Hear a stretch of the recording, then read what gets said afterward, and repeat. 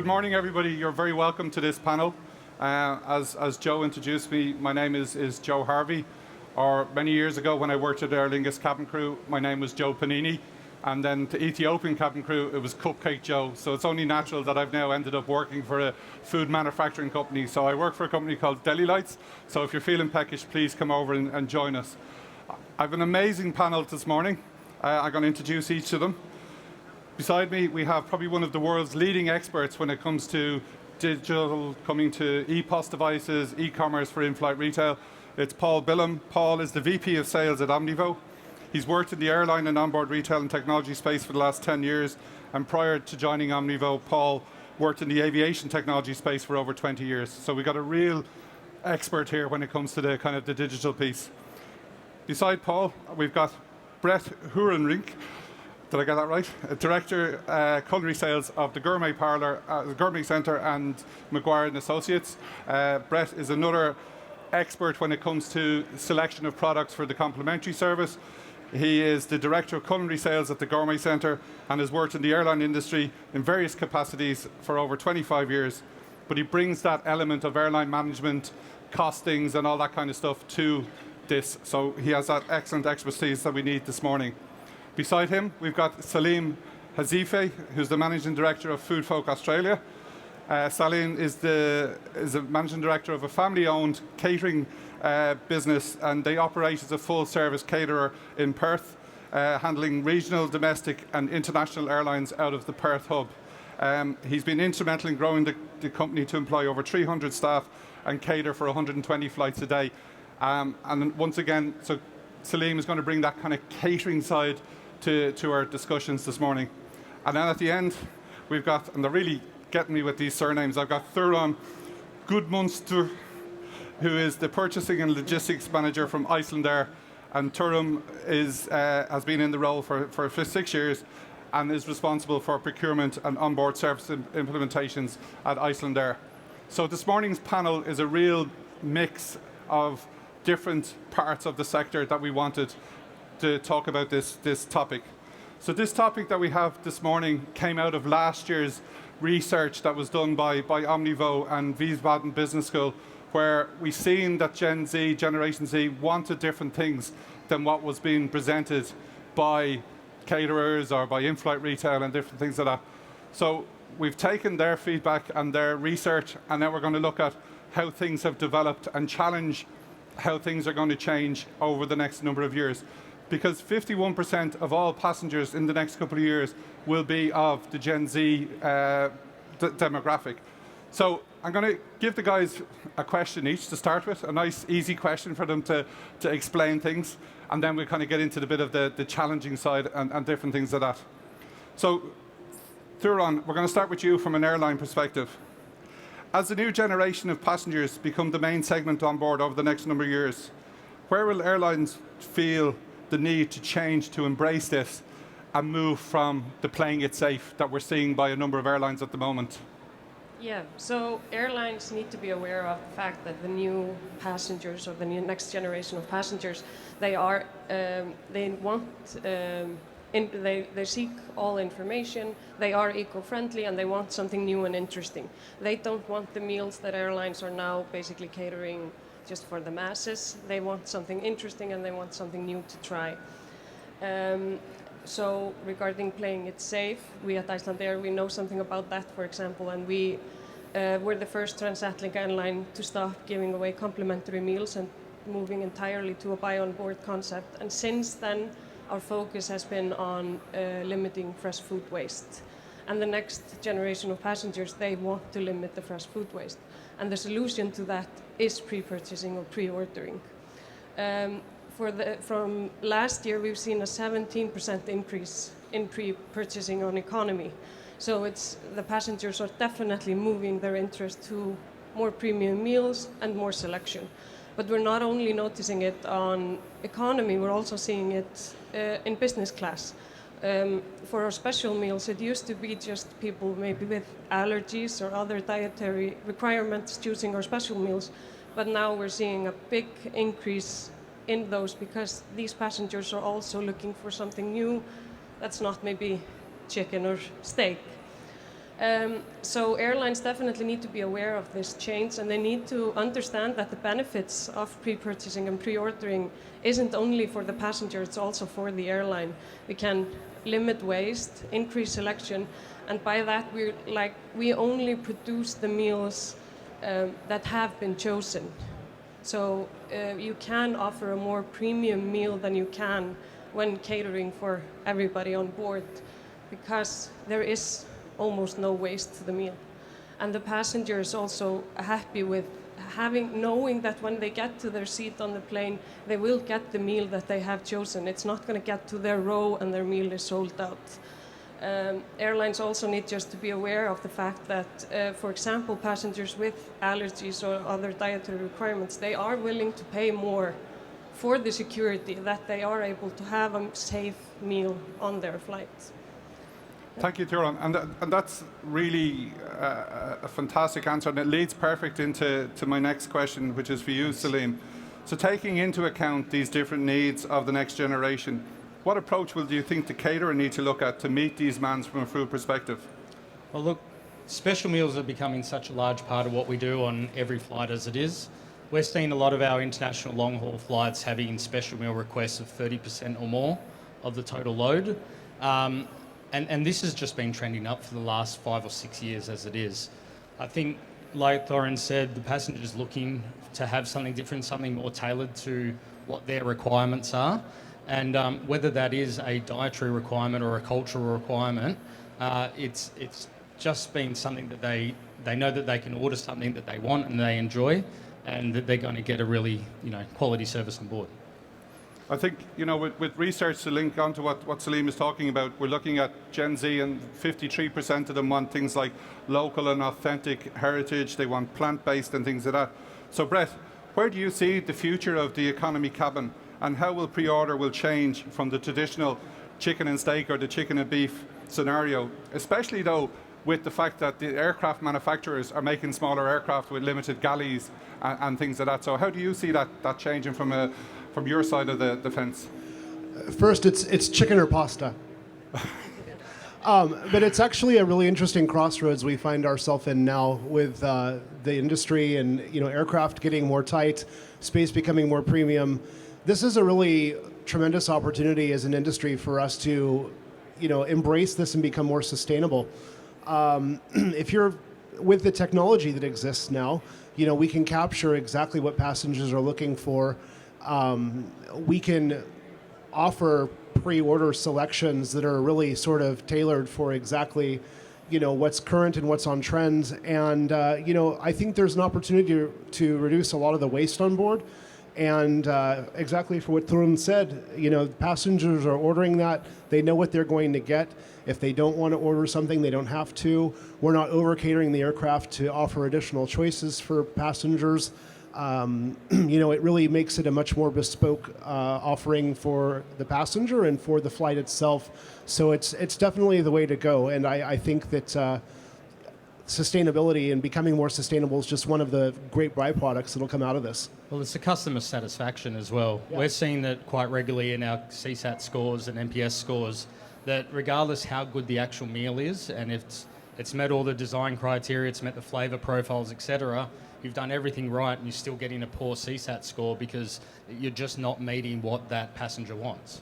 Yeah, and again, to build upon what that is absolutely right, and then to build again on what Thorun said, you have an opportunity for ancillary revenue as well that you didn't have before. I don't know that anybody makes a decision about what airline they're going to fly based upon the food that's going to be catered on board the aircraft. However, if you're given that choice and you're given that opportunity to have to manifest your own destiny, if you will, passengers are willing to pay for that. And it's a win-win in terms of satisfaction and in terms of ancillary revenue. But when you're selecting, Brett, like we see that Gen Z passengers and younger eat vegetarian options 79% once a week. Are we seeing that in what's being requested by the airlines from you as you're sourcing these products? Yes and no. I think that in terms of retail and in terms of opportunities where passengers are actually making those selections themselves, I do think that things tend to stay more on trend.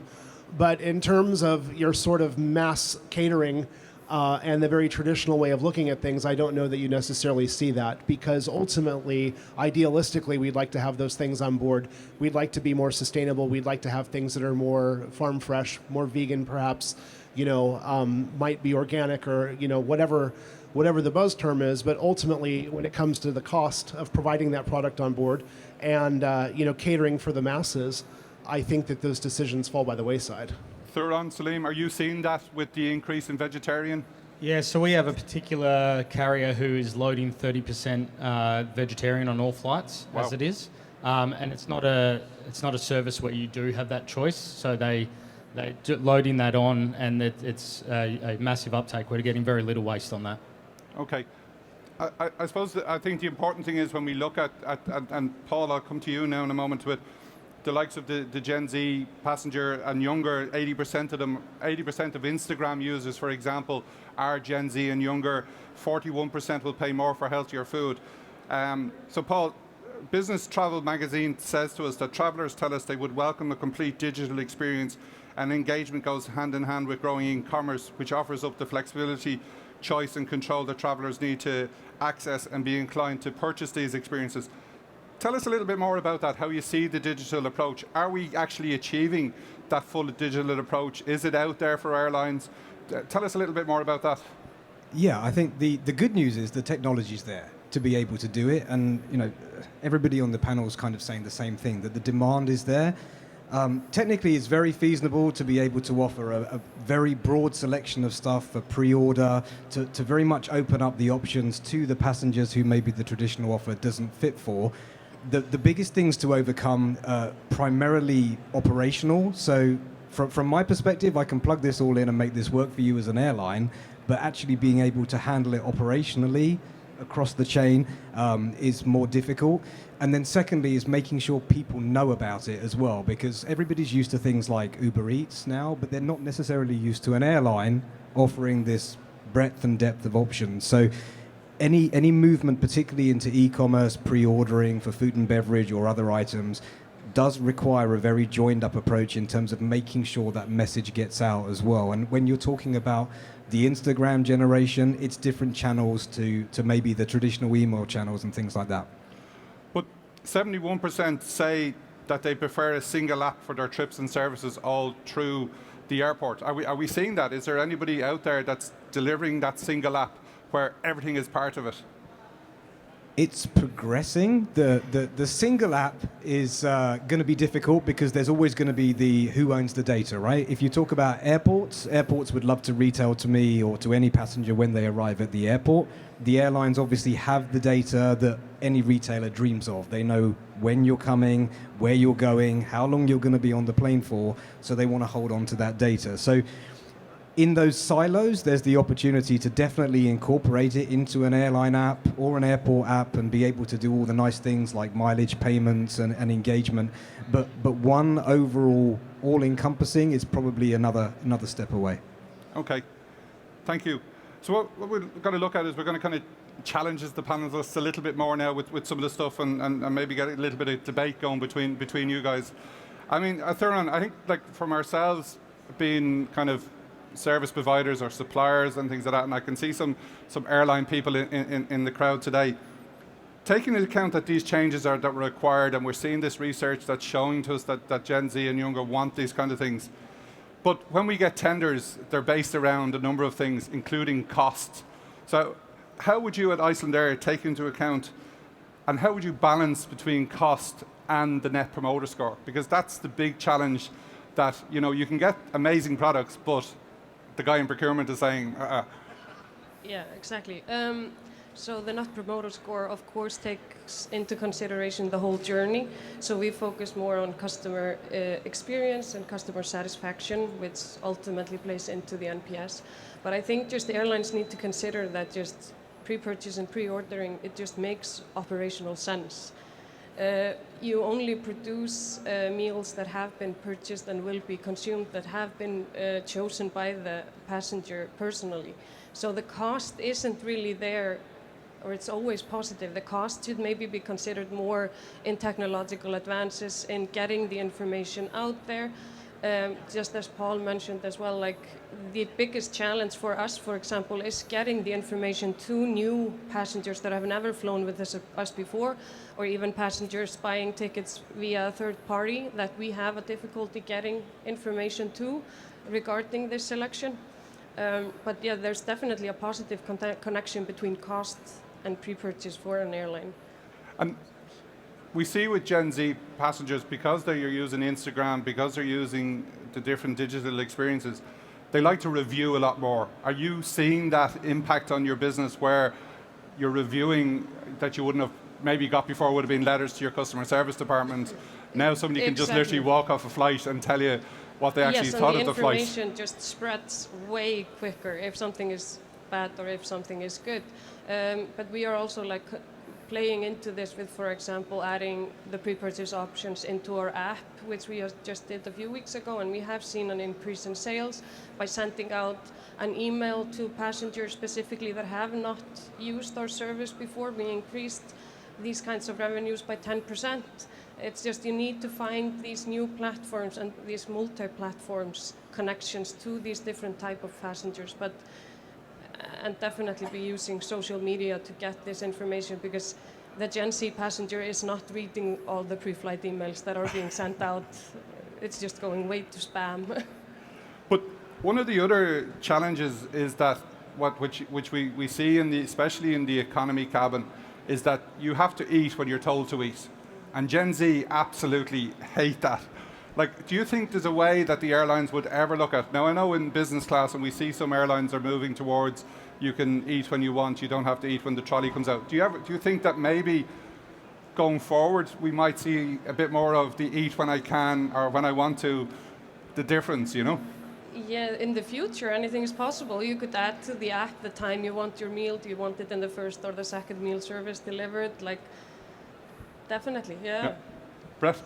I think the only way that you're going to ostensibly be able to accomplish this, at least in the domestic United States market, is to somehow incentivize the flight attendants to do that. And of course, if this was a retail product, that would be easily accomplished, or more easily accomplished, I should say. But yeah, I think that if it was a retail model, and you offered that sort of wide array of choice there, and then somehow were able to get your crews on board, it would be very much achievable. Yeah, the crew commission thing is interesting, and I can see somebody in the audience that I've known for many years about crew commission and how they've got their crew so into the service and the retail and things like that, because they've always incentivized their crew. They've always given the crew good commission, and you know and that's how you see the likes of the UK airlines, that their in-flight retail model is so much more maybe successful than the others. Why do you think, Brett, then, that the airlines in America and things like that just haven't followed that kind of way that the UK airlines and Irish airlines have been so successful at that model? I think it's myriad reasons. I don't think it can be simply traced back to one specific area of the entire experience. That you can't just say that it's the airline and their sort of culture. That's part of it. But it's also partly because of the catering model in the U.S. It's very traditional in the sense that it's, we're still operating out of these mausoleums of yore, right? And we're still trying to do things the way that it's always been done. And so that's part and parcel of the problem as well. But, and then of course, crew culture is part of it as well. But there have been several programs that have, I fly on a lot of different airlines, and I see things that have been very successful. I don't know a single passenger who doesn't already have that airline credit card that they're pushing you to get on board the plane. It's like you're still making that announcement. I literally think everyone on this plane has that credit card, right? Yeah. But yeah, there's lots of different opportunities, but now is the time, especially with what you're touching on with Gen Z and this new traveler. After the pandemic, we were catering to a very specific demographic prior to that, and now that's changed completely. The most valuable passenger, if you will, or whatever, that's changed. It's somebody who's much younger, who has a different kind of discretionary income. Makes decisions based upon lots of different ideology and stuff. It's not necessarily just business travel anymore. So now is the opportunity, and now's the time. Salim, and I think I'm going to come to you next, because I think one of the limitations about pre-order and one of the frustrations that there is feedback on pre-order, and from us all as travelers, is that some of the airlines out there, you can only pre-order 72 hours in advance and things like that, and like, I don't know what I'm going to have for dinner tonight, so, well, it depends on who's going to take me out for dinner tonight, but I don't know what I'm going to have for dinner tonight. But where do you see that, like for you as a caterer, the length of time before the flight? There's been talk over the years of drones dropping stuff up to aircraft and things like that. Like, where do you see that from a caterer perspective? Yeah, look, I definitely think there's a better timeline that we can do to 72 hours. I mean, we don't get final orders from an airline until 2 or 3 hours before departure anyway. So we are generally packing flights around 8 to 10 hours ahead of time. And really, we are finalising those things just before. But really, it comes down to volume, and it comes down to the ability. We're handling things like special meal requests and 26 different IATA special meals, etc., at the moment, and we are doing those with 24 hours notice. But it's just making sure that with enough volume of everything, we can have those supply lines feeding into our final assembly in advance, so that we can do that packing as close to the flight as possible. But do you not think, like, one of the frustrations from, say, somebody who's flying in business class, and I fly this week and I get my menu and it's okay, that's really, really nice. I then fly next week and I've got the same menu. I fly the following week. Not that I get to fly business class that often, but you know what I mean? And do you not think that, like, I haven't seen really, or is there out there, like, airlines that are able to, because Gen Z tell us they want more types of meals. They want to be able to even create their own meals. Yeah. Do you ever think we'll get to that stage? The bones of it is there. I think you look at Singapore Airlines book the cook process, and there's a few other ones that are touching on it, and it's really just an expansion of that style platform and making sure that that you can have the product available to you at relatively short notice. We've even talked about things with our airline clients around having last-minute top-up processes with technology that comes from people like Omnivo, where we can, as we are loading that flight, get a final request from a customer, an hour or so before a flight, and have a range of meals ready to, put them on board at the last minute. So it's possible. But like, one of the challenges which we've seen with some airlines out there is that they say that you can order right up to you take off and things like that, but it's based on the stock that's on board the aircraft. And we see airlines loading all day bars and things like that, and then you get on board the third flight and where's my sandwich? And oh no, Mary's after selling that 2 flights ago, I don't think they're using the technology and the data well enough to be able to do that right now. The technology is there, but it's just not being implemented as well. Paul? Yeah, and we've seen those kind of challenges. So we've seen airlines who implement pre-order and treat it very simply, where they send the same stuff to the aircraft that they ordinarily would and then take it out of there. And exactly the use case you talk about, where 3 or 4 legs into the day, the item that I've pre-ordered is no longer available. And you talk about pre-order being good for NPS scores, that's a disaster, because I've pre-ordered something and it's not there. So you need to have that whole setup in the back end working to be smart with that. And coupled with that, you can actually start looking at the consumption data from people who are buying as well on board and start packing much more intelligently. So instead of, we've seen numbers like up to horrifically 47% waste from some airlines, throwing fresh stuff away. If you actually start looking at what's selling, again, my pitch, the technology is there to do it, but I'm very cognizant that operationally it's not as simple as just saying, okay, let's pre-order up until 3 hours before the flight, because downstream of that, there's a lot more logistically that has to happen. There are definitely some limitations. I mean, especially with the back end, the bar packing, etc., like that. But we're using Omnivo technology now to do dynamic loading on specific flights and getting that data in advance and packing to them as well. So it does work. It's just, a little bit more than 3 hours timeline, but less than 24. And I think, Brett, for you, as somebody who's sourcing these products, we're seeing, and certainly, like, from my own perspective, we're following airlines that are looking at things with more like kind of the whole B Corp thing. By the way, I work for the first sandwich manufacturer in the world to have B Corp status, just get my own pitch in there. Shameless.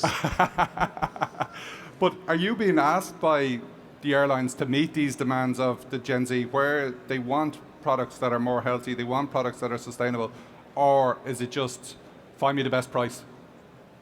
We very much are, and that's the good news, is that yes, since we've come out of the pandemic, and we're not simply focused on survival tactics and survival budget.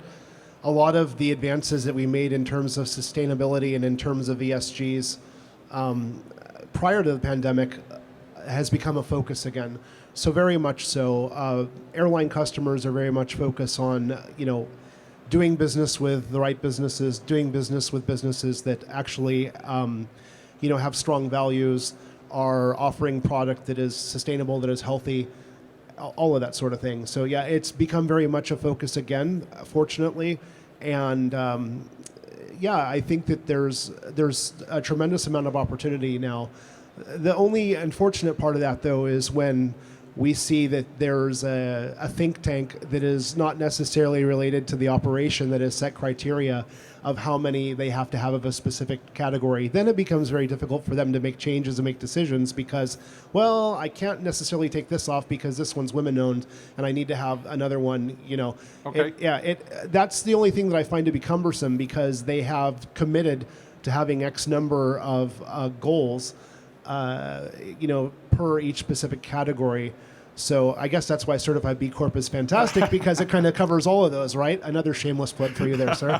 But They were doing it with Omnivo, so I mean, might as well get in on the act. So but it is very much focus again, and it's very much a good thing too.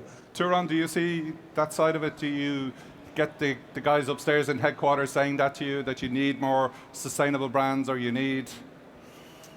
Yes, of course, we have our sustainability strategy and we have to work within that, and that fits perfectly within the pre-purchasing direction that we airlines are going with limiting the food waste and just waste in total on board. Yeah. And just to kind of go to kind of Paul, I mean, one of the things that really kind of jumped out at me, the two things, was that Gen Z and younger, the spend per head for them, especially in the likes of airports and things like that, is often $50 less than what we would spend. And then a lot of them are using airport shops, for example, just to linger, just to kill time before they get to their flight and things like that. Like, if I was an airline now and I was going to and I'm not saying this is a sales pitch, Paul, but like, why would I? If you're going to tell me that 51% of the passengers in the next number of years are guys who are going to spend a lot less than the guys who come before them. Like, why would you? I think that's the reason why you would do it, because they're clearly more informed than some of us more aged people. They're clearly more discerning in what they choose, and they've got different priorities than maybe the older generation. And then by doing this, you can actually start to match up with them. Instead of saying, jump on the plane and there's 4 or 5 options, give them a whole breadth of options that they're used to having when they do their Uber Eats or anything else. Give them the opportunity to pre-purchase it. Give them the chance to make the decisions. And then from the airline perspective, you're much better matching to that future generation and giving them the kind of options that tick their boxes. Because from what you're saying and from what we all see, it's clear that doing it the same way is not going to be sustainable long term. And that technology and that innovation, being able to offer that up, coupled with dealing with it at the back end, is exactly why you should do it, because then you're matching what your passengers are hoping for. And you probably need to couple that with some much more sophisticated engagement, because as we've kind of seen, they don't want 16 emails from the airline anymore. So making sure they understand that in a way which is appropriate is important as well. Yes, exactly. Like, the airline needs to consider that with the last spent of the passenger, you need to have something interesting. You need to be the first choice, so they're not at the airport board and buy their meal instead there and bring the waste and everything on board instead. That's something that we can't control. So it's much better for us just to be the first choice and be at the top of their minds when they think about the meal during their journey. And for those of you in airline procurement, if you were to do any kind of benchmarking by visiting your shops in your airport and looking at the price point of product there, it's not hard to beat that as far as onboard product goes. But the interesting thing for me, and like as Joe said, I've been around for quite a while. Like, when first pre-order came on board in airlines, it was predominantly in Scandinavia, and it was really, really successful because of the whole alcohol brands. And airlines out there were taking out airline seats because they were selling so much wine and different things like that. now everybody has a pre-order website, right?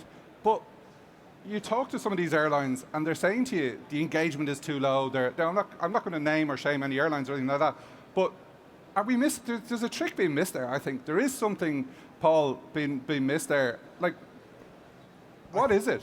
I think the difficult bit is there's an assumption that by just putting together a pre-order program, you're going to naturally see the migration of traffic from onboard to pre-order, and it's clearly not the case. We see it when we look in the numbers with the airlines that are doing it. Any website, regardless of what it does, needs to drive traffic to it, and you can almost match that marketing and engagement with the numbers. If you stop doing it, the numbers drop down, and it's not really a core business, and it's difficult to see where it fits in the airline, because generally the people that look at this initially are the onboard retail people who are not necessarily specialized in retailing online and marketing. So there's a learning exercise to go through there. And it's really an iterative process as well, figuring out what works, being agile enough to change it when it doesn't work, trying new things. But yeah, I can say that just putting a website out there is not going to drive traffic. Putting a link saying order your pre-order is not enough. There needs to be a kind of more sophisticated approach there. And yeah, exactly. It has to be part of your culture. Domestically in the United States, the airlines that offer the most robust pre-order programs, have higher customer satisfaction, results on board. And so, at least divided by U.S. domestic carriers, you guys are light years ahead here in Europe than we are in the States, but it has to become part of the culture. And now is the opportunity, now is the time, because like you've been saying, we're dealing with a completely different passenger demographic now and a new passenger. This Gen Z that you speak of. And, I think this Gen Z will be spending as much as us old farts do, eventually, right? And so now is the opportunity to make these changes and institute this culture and institute this change, and the spending power is going to increase, Thank you. Is there any questions from the audience? Would anybody like to ask the panel any questions?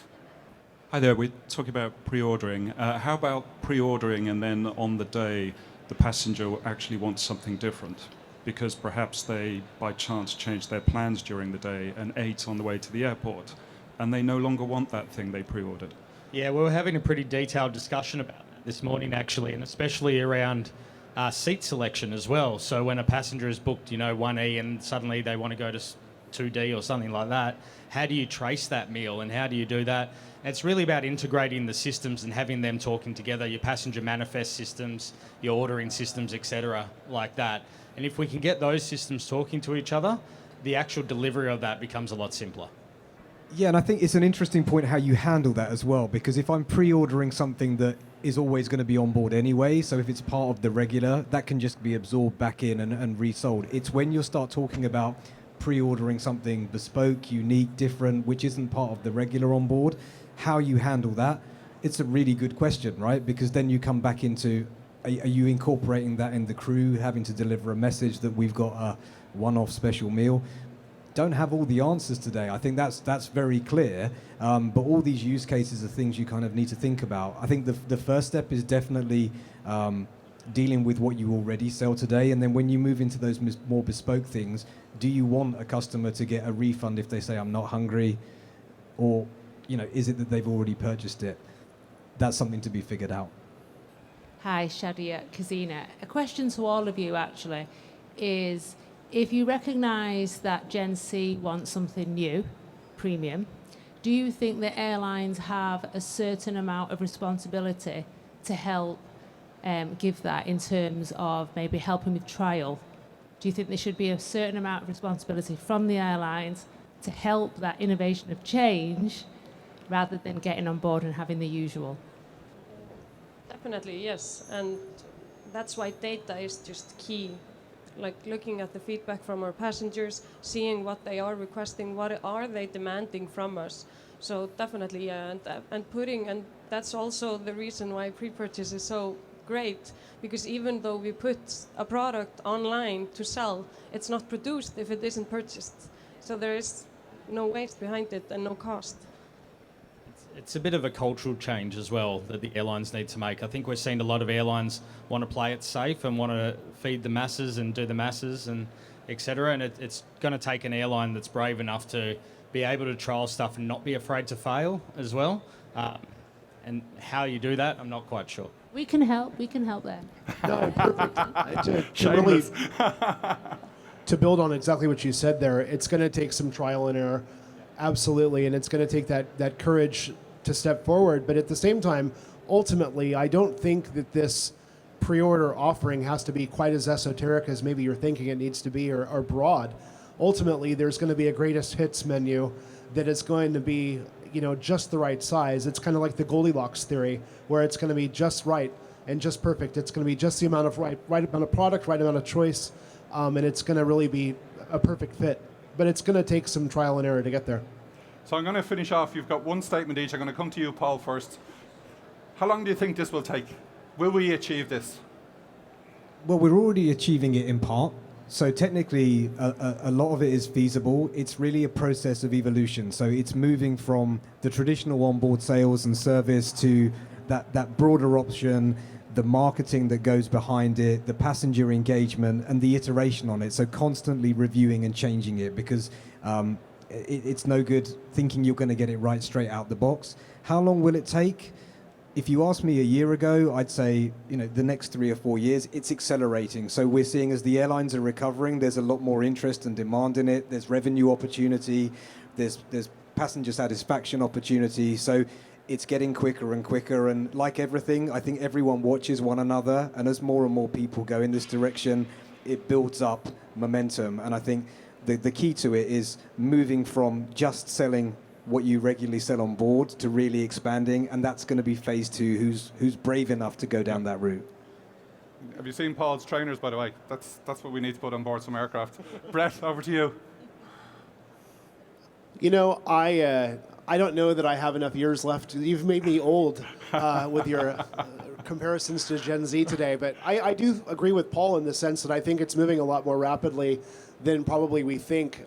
Even in the U.S. domestic market, which tends to be behind in terms of this sort of innovation, just in the last couple of years, as we've kind of awoken the beast post-pandemic, I think the airlines are really have the appetite, and passengers certainly do, to see these changes and to make them happen more quickly.